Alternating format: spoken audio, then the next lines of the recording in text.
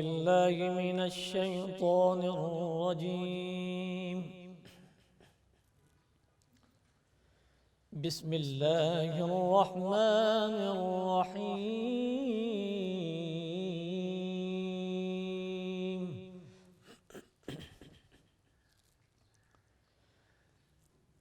الذين يبلغون رسالات الله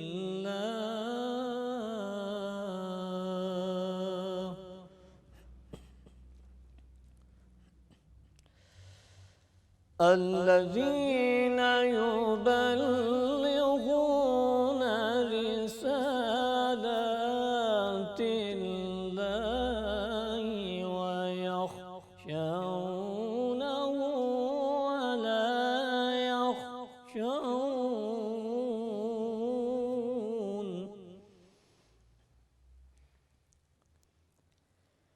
ويخشونه ولا يخشون أحدا إلا الله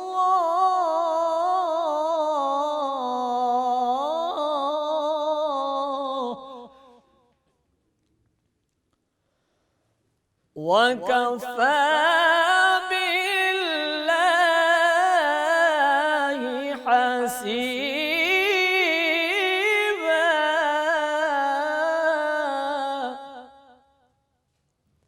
ما كان محمد أبا أحد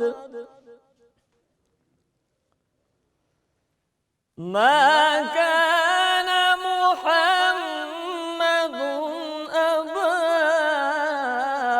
أحد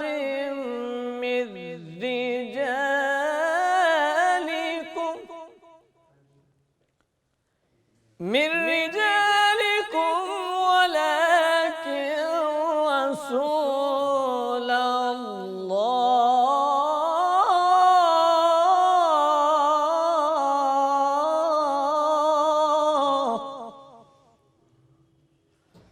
من رجالكم ولكن رسول الله وخاتم النبيين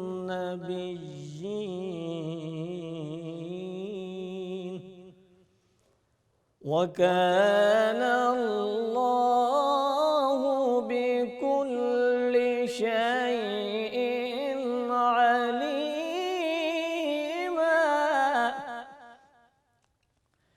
يا أيها الذين آمنوا اذكروا الله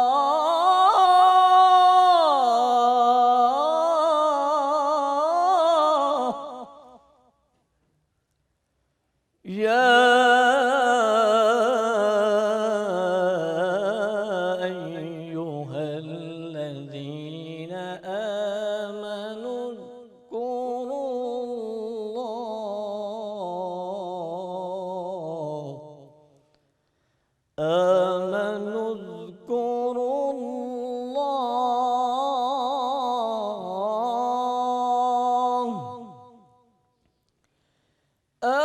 آمنوا اذكروا الله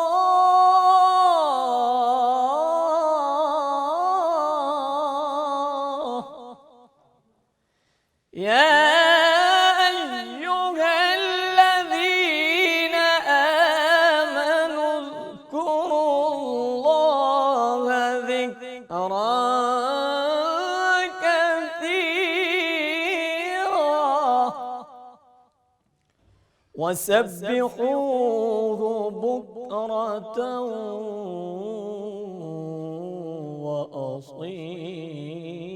وأصيلا.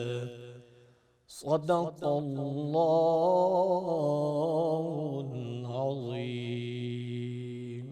ये नाज ये अंदाज हमारे नहीं होते ناز یہ انداز ہمارے نہیں ہوتے، یہ ناز یہ انداز ہمارے نہیں ہوتے، یہ ناز یہ انداز ہمارے نہیں ہوتے، جھولی میں اگر ٹکڑے تمہارے نہیں ہوتے، جھولی میں اگر ٹکڑے تمہارے نہیں ہوتے، مجھ جیسے نکمے کو گلے کون لگاتا،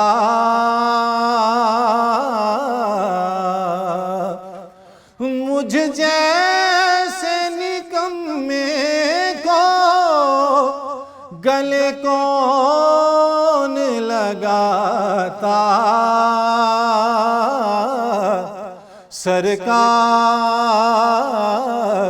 سرکار اگر آپ ہمارے نہیں ہوتے، سرکار اگر آپ ہمارے نہیں ہوتے، اور ملتی نہ اگر بھیک ہمیں آپ کے در سے، ملتی نہ اگر بھیک ہمیں آپ کے در سے، اس شان سے منگتوں کے گزارے نہیں ہوتے، اس شان سے منگتوں کے گزارے نہیں ہوتے، بے دامگی بک جائے بازار نبی میں، بے دامگی بک جائے بازار نبی میں، اس شان کے سودے میں خسارے نہیں ہوتے، اس شان کے سودے میں خسارے نہیں ہوتے، یہ ناز یہ انداز ہمارے نہیں ہوتے، جھولی میں اگر ٹکڑے تمہارے نہیں ہوتے۔ بسم اللہ الرحمن الرحیم۔ السلام علیکم ناظرین، ماہ مبارک کے اندر ماہ رمضان کی آج ایک اور خصوصی ٹرانسمیشن کے ساتھ میں ہوں آپ کا میزبان فرخ محمود۔ ناظرین، آج کی اس ٹرانسمیشن میں تلاوت کلام پاک کا شرف حاصل ہوا قاری محمد عامر صاحب کو، اور نعت رسول مقبول صلی اللہ علیہ وآلہ وسلم کی سعادت حاصل ہوئی سید سفیر حسین شاہ صاحب کو۔ ناظرین، آج کی ہماری اس ٹرانسمیشن کا موضوع قطع تعلقی، قطع رحمی ہے۔ ہمارے معزز رشتے ہوں، بہن بھائیوں کے رشتے، والدین کے رشتے، اور یا دنیاوی کوئی بھی رشتہ ہو، ہم لوگ چھوٹی چھوٹی بات کے اوپر اپنے رشتوں کے اندر اس حد تک عداوت پیدا کر لیتے ہیں، دشمنی پیدا کر لیتے ہیں کہ ہم لوگ اتنی دور تک ان ناراضگیوں کو لے کر جاتے ہیں جن کا واپسی کا کوئی رستہ بھی ہم نہیں چھوڑتے۔ ہم لوگ دنیاوی رشتوں کے اندر جب ناراضگی پیدا کر لیتے ہیں اور دوسرا شخص ہم سے اگر معافی مانگنے آتا بھی ہے تو ہم لوگ تکبر اور اکڑ سے اس کو معاف کرنے سے انکار کر دیتے ہیں۔ انسان کو عاجزی اور انکساری اپنانی چاہیے۔ انسان کو چاہیے کہ اگر دنیا کے اندر رہتے ہوئے اس سے کوئی گناہ سرزد ہو گیا ہے تو وہ اپنے بھائی کو نہ صرف معاف کرے بلکہ معافی میں پہل کرے۔ اگر وہ معافی مانگتا ہے تو اس کو معاف کرے، اگر وہ معاف نہیں کرتا تو اس کو کوشش کرنی چاہیے کہ اس کو معافی کا طلبگار ہونا چاہیے، اور اگر اس سے کوئی غلطی سرزد ہو گئی ہے تو اس کو اس چیز کو ایڈمٹ کرنا چاہیے کہ اس سے غلطی سرزد ہو گئی ہے۔ آج کے اس موضوع پر بات کرنے کے لیے ہم نے اپنی ٹرانسمیشن میں دعوت دی ہے مفتی محمد خطیب مصطفی صاحب کو، اور ان کے ساتھ ہوں گے علامہ حافظ محمد اقبال ہزاروی صاحب جو میری اور آپ کی دینی رہنمائی فرمائیں گے۔ یہاں پر چلتے ہیں ایک چھوٹے سے بریک کی جانب۔